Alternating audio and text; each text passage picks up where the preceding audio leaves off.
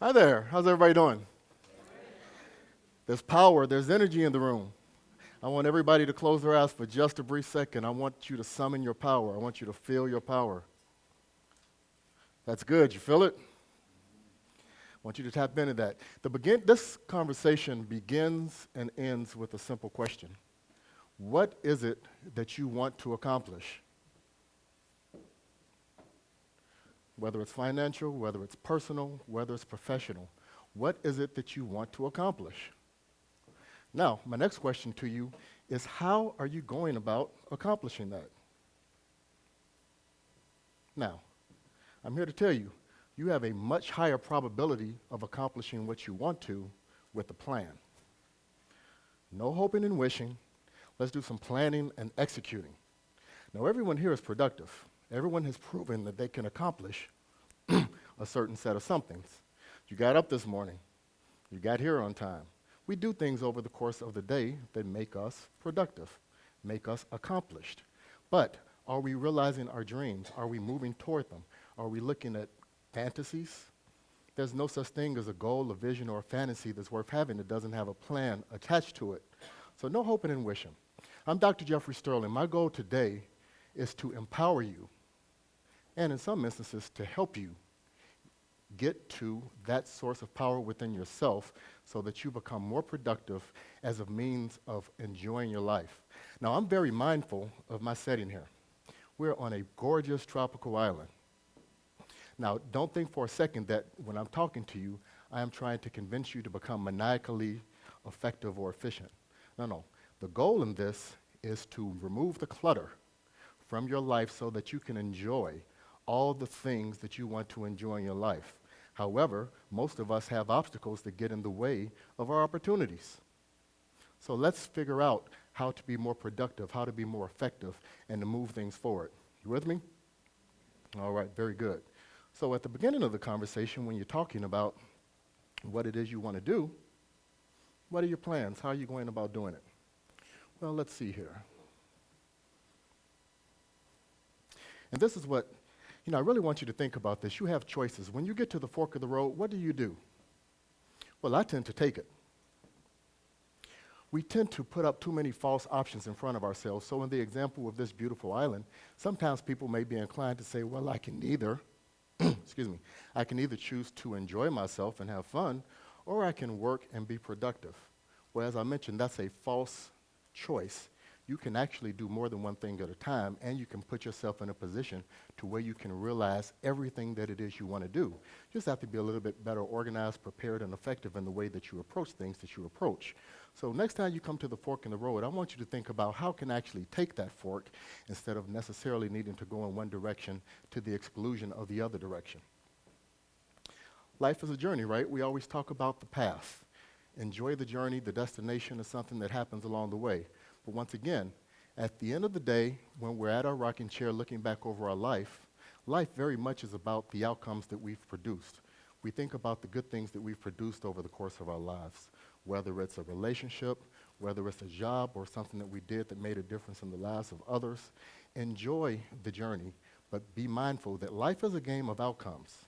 You will be remembered and you will enjoy very much so the things that you do that create things. Create joy in others, create opportunities for others. So remember that along the way. Now, this is very much a conversation about compressing time. I love the idea of compressing time. Actually, if we have a conversation, I'll tell you, because when people know me, some of you know me, some of you don't, the things that people come to me and ask me, don't I know you? Well, sometimes yes, sometimes no. But invariably, people will say, how do you do what you do? How do you do all the things that you do? Do you sleep? And actually, I do. I sleep 7 hours a day pretty consistently. I get a lot done. But invariably, it becomes about, can you help me do the things that I want to do, or can you show me how you do the things that you do in order to get me to where it is I want to be? And we call that the 72 hours life. Learning how to compress time, learning how to be ever more efficient in the things that we're doing so that you can become more productive, either for the purpose of being more productive and accomplishing even more, or for the purpose of getting that clutter out of your way so that you can truly enjoy the things that are meaningful in your life. And In order to do these things, let's pivot toward that. In order to do these things, you kind of have to have a plan, as I mentioned. You have to have a system by which you approach things. Now, as I said, by happenstance, you can be productive, but I don't want you to be a butterfly that randomly comes across a flower every now and again and gets it right. I don't want you guys to feel like you have to go out and play the lotto and hope for a big bang to make you successful. You can be organized. We slot ourselves into certain levels of success, certain levels of productivity and effectiveness. If you're good at your job, if you're the boss, and that's what you want to do or who you want to be, you've slotted yourself into that level of success. If you're a millionaire, I'd be willing to bet that you probably had $1 million plan that you became effective at trying to put in place. And some people say, well, how do I get to the next level? I'm a millionaire, but I want to be a multimillionaire or a billionaire. Well, odds are you probably need to have a plan in place, not hoping and wishing, planning and executing. So you got to understand these levels. I call these levels to productivity and efficiency. Let's start by being organized. Have a plan. It's really just that simple. Even something as simple as getting ready for work in the morning. You have a routine. You might not need to necessarily have a plan, but we actually think about the things we do in a way that actually allows us to accomplish something. Some things small, some things large. If you get organized, you can plan pretty much everything. Look at how magnificent this event has been. There's been a ton of organization that's gone into this, and this is a great example of how to plan something. If you organize yourself, then that leads to a certain level of productivity. Now again, you can be productive in many different ways, but I always advocate being productive as a result of a well laid out plan. Outcomes. Productivity is about outcomes. Now, next up, efficiency. Efficiency is when you become ever increasingly more productive. The cool thing about efficiency is that this is when we begin to introduce the concept of compressing time. Okay? Once you become truly efficient, you notice that you're doing the same types of jobs quicker, you get better at doing them, or you do them more effectively. And a happenstance of that is that you're able to move many more things out of the way, which is when you become proficient, prolific, ever more productive.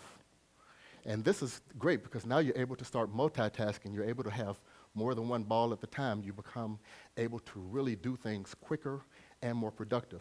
One of the things that you should always remember and assume is that you're operating at a very high level of performance throughout all of this. As you become more prolific, you don't want to compromise quality. You don't ever want to cheat yourself. And whereas it is certainly correct that perfection can be the enemy of good, it should never be the enemy of good enough or fantastic. We want you to continue to perform at a very high level.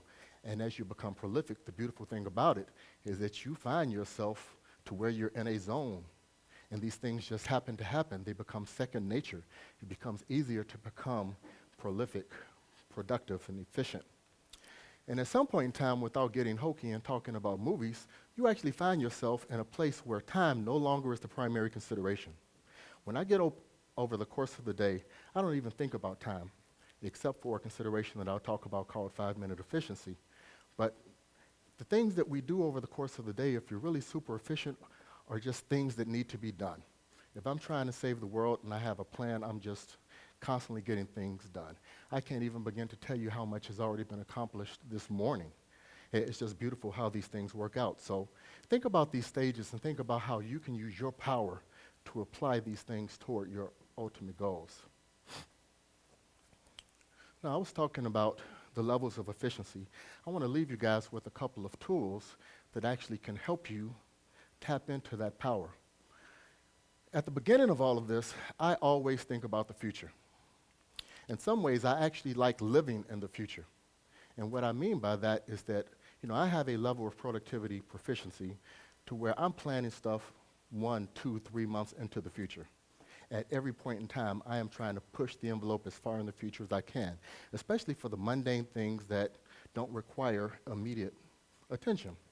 And what that allows me to do is that actually allows me to enjoy the moment. So as I stand here before you now, I'm actually living in the moment, happy about the moment, much as many of you are, because we've actually prepared for the moment. Doing things at the last minute is not a formula for success necessarily, okay? and focus on the future, live in the future, enjoy the moments. Because there are two things that I want you to think about in regard to this. One is that singularity is very important to all of us. Even though we juggle many balls and we have many things in our lives that are important, we want to relish and cherish the single most important things that are happening in real time.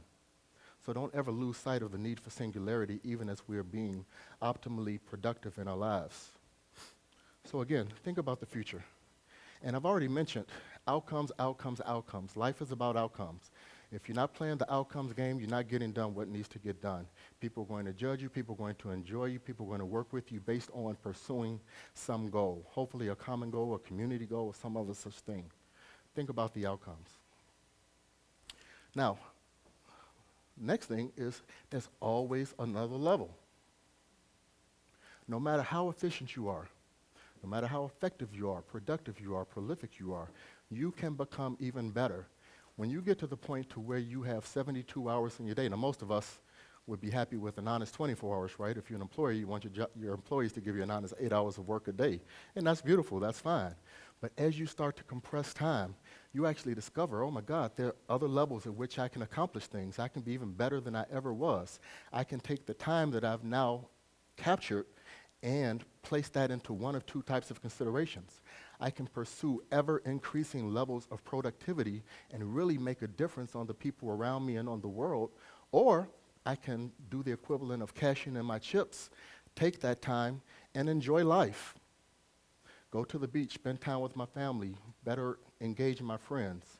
Compression time gives you wonderful opportunities, but there's always another level, and as you become more efficient and effective at the things that you're doing, you'll discover that those levels can actually be attained even easier. I'm pretty big on the concept of incrementalism. Let me explain to you what I mean by that. As we're juggling things, we find out that we can become more effective in doing certain types of things. And there's a concept, I'll give you an example here based on financial considerations called living on Fifth Avenue. If you actually have different revenue streams, there are different types of revenue streams. There's money you work for. There's salary money that you just get for being at work. Then there's passive income streams, so there's different qualities of financial income. Well, if you have additional opportunities to get revenue, you may decide, well, this is passive income, so this is more valuable to me than the money that I actually have to work for, because the consideration here is that time is always more important than money. So when I work 8 hours a day, that's time I can't get back. But if I put in place a situation where I'm actually making money in my sleep, as we call it, I still have more time to pursue additional interests. So with incrementalization, I always want to pursue those things that allow me to move even further down the road toward productivity and efficiency. So think about incrementalization, and that's a direct way to help you capture that next level, the ever-increasing next set of levels. And that's what I have here. The final of the 5 considerations that I want to discuss with you is called 5-minute efficiency. I would challenge each of you. I love doing this. The bottom line with some of this stuff is that I like to gamify my life. Life is a great game to be played, and if you spend your time thinking about things incrementally, all of the challenges that you have in front of you, whether financial, personal, professional, if you can think about how to make them incrementally more efficient and effective, it's more enjoyable. It's a lot more fun. And to that end, if I have a project, whether it's big or small, I'm thinking about 5-minute efficiency. And what I do with 5-minute efficiency is I say, okay, I'm doing this, I'm tired, I'm bored. Now, some of us may say, okay, I got a brain freeze, I have to go do something else. Well, there's another option. There's a phenomenon where you actually switch what you're doing, state-dependent fatigue, where you actually are tired of doing this, but you might not necessarily be tired of doing something completely different. And if you have a plan and a to-do list of things that you need to get accomplished, sometimes you can just pivot, go do something else, and you'll find yourself completely refreshed. But the concept of 5-minute efficiency is such that I want you to look at your task and see if you can break down each one of those tasks into the smallest little bits that you possibly can, such that the things that you're doing can mostly be accomplished in 5 minutes. Because once again, right, you can't eat an elephant whole. You got to take it one bite at a time. And as these things go, those little bites actually keep your day moving forward. They keep you productive. And it is so true that seconds become days, that pennies become dollars. And we waste so much of our time, so much of our money in ways that don't necessarily have to be wasted. So if you think about it, and if you actually get yourself organized to the point to where the things you're doing can be accomplished in ever decreasing blocks of time, you'll be a lot happier for it. Now, you're not going to pop out of the box and have this level of effectiveness right out the bat. But if you play this game, think about it. Starting today, if you went forward and did this every day for a month, you'll wake up a month and you will simply be amazed. Think about if you did this for a year. Think about if you did it for several years. It is amazing that if you simply apply a level of focus to your activities, if you actually have a plan that you're following and are organized, you can change the world. Your power does not have limits. Tap into each other's power, work with each other, live the life that gets you to where it is you want to be. Because this conversation, again, is about what is it that you want to accomplish and what are you doing to get there. This starts with a plan. Put in place the plan, be smart about how you organize your activities, and you'll get there. And there's so many of us in the room that are here to tell these stories, the things that we've done as a result of good implementation of good plans. It's a beautiful thing. Because at the end of the day, this isn't about time. It's about doing what it is, makes us whole, makes us happy, enjoying a beautiful island, enjoying the friendship that great people offer to us, and leaving a legacy. That's what the 72 Hours Life is about. I want to thank you guys for your time and attention, and enjoy the rest of the afternoon.